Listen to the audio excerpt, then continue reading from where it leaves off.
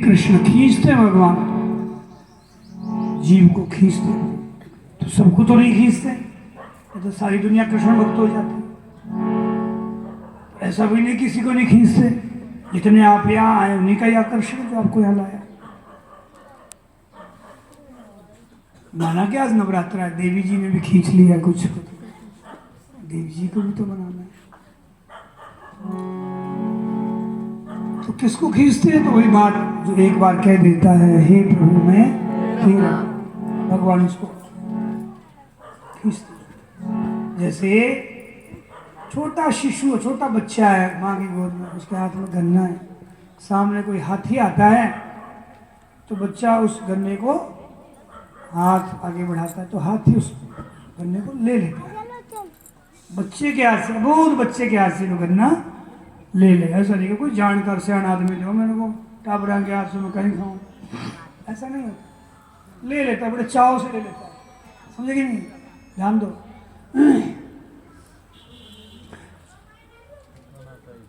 ले तो लेता है, छोड़ता नहीं है। बड़े से बड़ा पहलवान भी आ जाओ फिर नहीं छोड़ेगा। ऐसे ही तुमने हल्के से लापरवाही में भी कह दिया ना, हे प्रभु मैं तेरा। लापरवाही में कह दिया, यूं अवहेलना से कह दिया, यूं ऊपरी धक्के से कह दिया, चलो ला कह दिया, कहीं जा कहीं खर्च नहीं, हे प्रभु मैं तेरा, ला कहीं। मतलब ये ऐसा ही है जैसे छोटे से अबोध शिशु के भी मुख हाथ का गन्ना बड़े चाव से। इसका मतलब भगवान ने तुमको ले लिया है, तुमको अंगीकार कर लिया। अब जब तुमको अंगीकार कर लिया तो जैसे हाथी को गन्ना प्यारा है तो छोड़ता नहीं, ऐसे भगवान को भी तुम अत्यंत प्रिय हो। सब मम प्रिय, सभी मेरे उपजाए, सब मम उपजाए, सबते अधिक मनुज मोहि पाए। फिर ऊपर से तुमने झूठे से भी कह दिया हे प्रभु में, तो फिर तो कहना ही क्या, अब छोड़ेंगे नहीं भगवान, तो तुम्हें अब ले लेंगे, छोड़ेंगे नहीं, अपनाएंगे। ये उदाहरण देवकी जी के समझ में आया, बड़ी तर्कशील थी। क्या होता है, हे नाथ में आप क्यों क्या कह रहे थे, कोई फायदा तो आए, फर्क ही नहीं, तो टोटल फर्क पड़ गया। तो समझ में आया कि हाँ वो है तो सही। बुद्धिमान होता उस तर्क से समझ में आती उसको बात तो है। हाथी गन्ना तो कोई दे दे तो ले लेता है।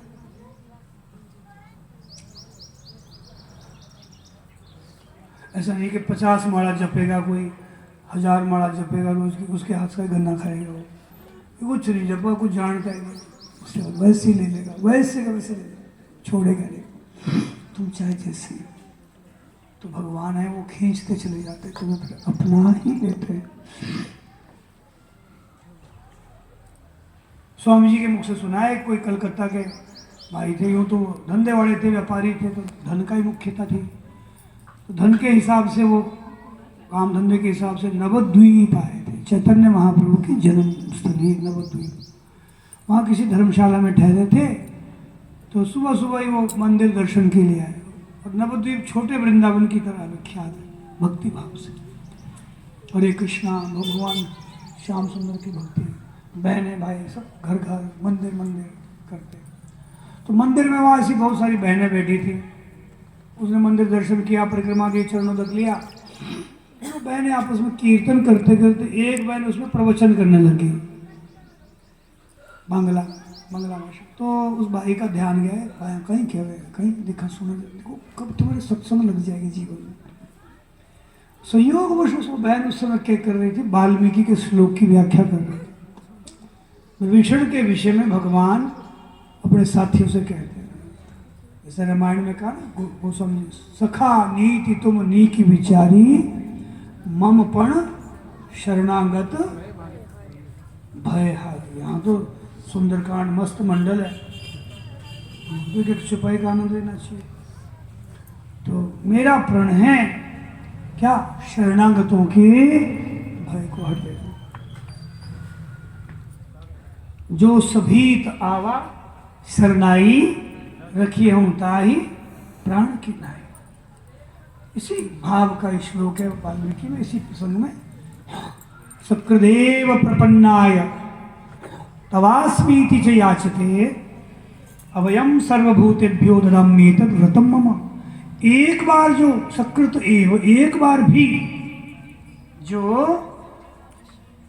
अधीन होकर शरण होकर ये कह देता है हे प्रभु मैं तेरा तव अस्मि इति याचते, ऐसी याचना पूर्वक अधीन होकर एक बार कह देता है हे प्रभु मैं तेरा। अब सोचिए वो भाई ने सुन लिया तो क्या इसका फल है? अभयम, उसको अभय कर देते, सदा सदा के मतलब अमर कर देते, कारण का भी भय अमर हो गया, कल्याण हो गया उसका, सदा के लिए कल्याण करते हैं उसका। किसका? इसने एक बार अधीन होकर कह दिया ये प्रभु उठेगा। अब चाहे कुछ भी है, हम कैसे भी है, तो शास्त्रों पर नहीं जानते बड़ी तो श्रद्धा तो होती है, डीएनए में स्वभाव है। सनातन संस्कृति में जन्म है, गीता नहीं पढ़ते पर गीता को मानते तो, भगवान की भक्ति नहीं करते भगवान को मानते तो नहीं। तो रामायण वाल्मीकि जी के वचन है, सत्य वचन है, उसके विश्वास हो गया तो उसने हिसाब लगाया इसमें ना कोई धंधा छोड़ना है, ना कोई माला जपनी है, ना कोई वेश बदलना, ना घर छोड़ना है, कोई टंटा नहीं, खाली एक बार बोली मामूली सी बात, तो सदा की इतना बड़ा काम हो जाए हमारा। तो उसने अपने धर्मशाला में जो कमरा था वहाँ आया, कमरा बंद किया, लंबी दंडवत करके कई बार ऐसे कहा हे नाथ तेरा, अपनी भाषा में ऐसे हे प्रभु मैं तेरा। बस एक बार की बात है, पर भूल जाना था, कोई मतलब था नहीं। कई बार उसने इस तरह से कहा, फिर अपने धंधे के हिसाब से जो कार्य में चला गया, फिर वो कलकत्ता वापस आया। अब देखो अब इतनी आपने अपना काम कर दिया, अब ठाकुर जी का काम है इसके आगे, वो अपना कार्य कैसे करते वो भी देखिए।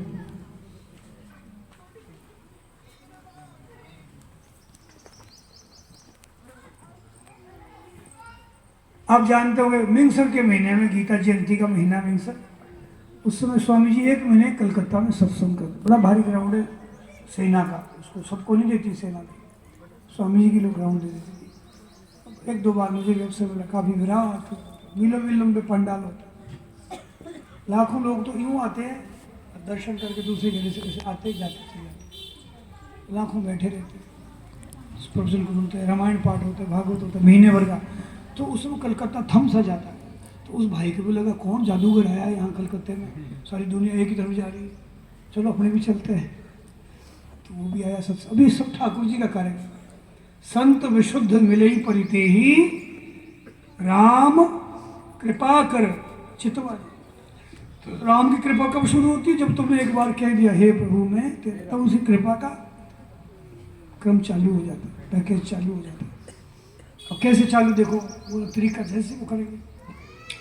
तो सत्संग में आप स्वामी जी की सत्संग में खाली रह जाए कोई, तो 15 दिन बाकी थे, 15 दिन उसने अटेंड किया। अब सोचिए फिर तो ऐसा रंग लग गया और लोग ढीला पड़ गया, धंधा बच्चों को बढ़ा दिया, तुम करो तुम्हारा काम जानो, और हम तो अब स्वामी जी तो गीता भवन में रहने लगा। और स्वामी जी महीने में 10 दिन में कभी ना कभी प्रवचन में श्लोक को बोलते ही थे, सक्रिय प्रपन्ना। इस श्लोक को एक दिन बोले तो क्या की, तो उस भाई को अपनी वो घटना याद है, तो बोला स्वामी जी इसी श्लोक ने मेरा जीवन बदला है, इसी श्लोक में मैं आज आपके बीच क्या पार कर। ऐसे मेरे बहनों भाई आपको धीरे धीरे भगवान की ओर खींचते चले जाए, थोड़ी और उसमें आहुति देते रहो बार बार, तो जल्दी काम कर देंगे, तो छोड़ेंगे तो नहीं भगवान, इतनी पक्की बात है। बोलो कृष्ण बलदेव की।